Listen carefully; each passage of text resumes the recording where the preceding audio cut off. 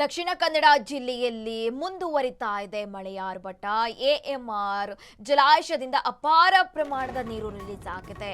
ದಕ್ಷಿಣ ಕನ್ನಡ ಜಿಲ್ಲೆಯಲ್ಲಿ ಮಳೆ ಆರ್ಭಟ ಮುಂದುವರೆದಿದೆ.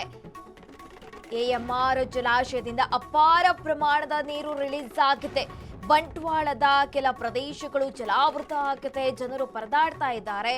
ಪಾಣೆ ಮಂಗಳೂರು ಬಳಿಯ ಅಲ್ಲಡ್ಕ ಬೋಗೋಡಿ, ನಂದಾವರ ಗೋಡಿನ ಬಳಿ ಕಂಚಿಕಾರಪೇಟೆ ಹಾಗೆ ನಾವೂರು ಗ್ರಾಮಗಳಲ್ಲಿ ಪ್ರವಾಹ ಎದುರಾಗುವ ಭೀತಿ ಶುರುವಾಗಿದೆ. ಇದೀಗ ಅಂಗಡಿಗಳಿಗೆ ನೀರು ನುಗ್ಗಿ ಸ್ಥಳೀಯರು ತೀವ್ರ ಪರದಾಟ ನಡೆಸ್ತಾ ಇದ್ದಾರೆ.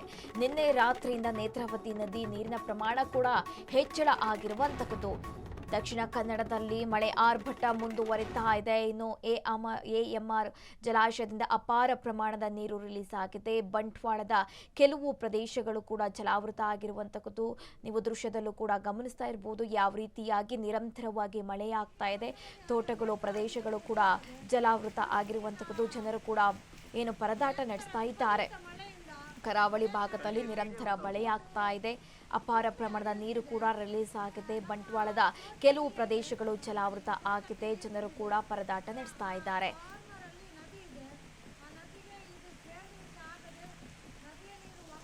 ಕರಾವಳಿ ಭಾಗದಲ್ಲಿ ಬಹಳ ಮಳೆಯಾಗ್ತಾ ಇದೆ.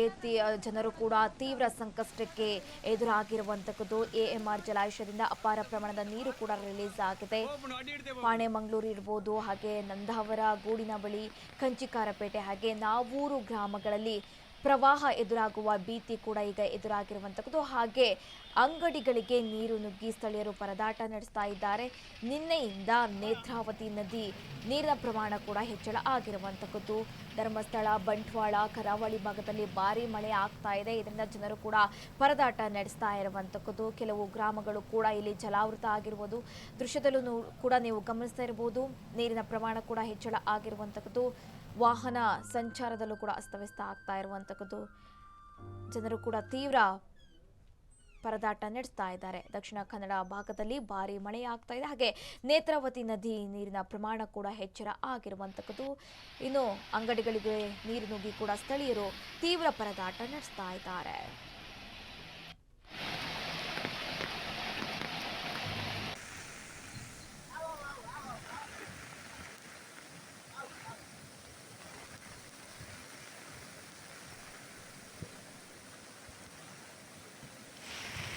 ಇಲ್ಲೊಂದು ನಿಮಿಷ ಅಲ್ಲಿ ವಿಡಿಯೋ ತೆಗೆದು